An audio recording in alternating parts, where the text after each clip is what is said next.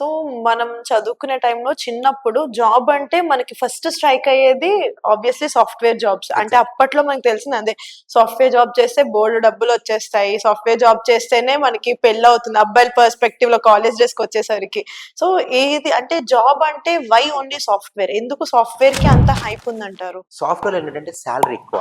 Okay. And more over many options ఉంటాయి. హ్మ్. ఇప్పుడు ఒక సాఫ్ట్‌వేర్ అంటే ఇప్పుడు కంపెనీలో ఫర్ ఎగ్జాంపుల్ ఒక నెట్వర్కింగ్ కంపెనీ తీసుకోండి. హ్మ్. లేకపోతే ఒక ఈసీ ఐ మీన్ హ్మ్. హ్మ్. ఎలక్ట్రికల్ రిలేటెడ్ కనెక్షన్స్ కంపెనీని తీసుకోండి. సాఫ్ట్‌వేర్‌లో ఉన్నన్ని జాబ్స్ వేరే దేంట్లోనూ ఉండవు. సో, అందరూ ఏం చేస్తారంటే ఫస్ట్ దానిలో ట్రై చేసి వర్కౌట్ అవ్వకపోతే ఆబ్వియస్‌గా సాఫ్ట్‌వేర్‌కొస్తారు. హుహు. అండ్ సాలరీస్ ఏంటంటే హైక్ ఫాస్ట్‌గా ఉంటది.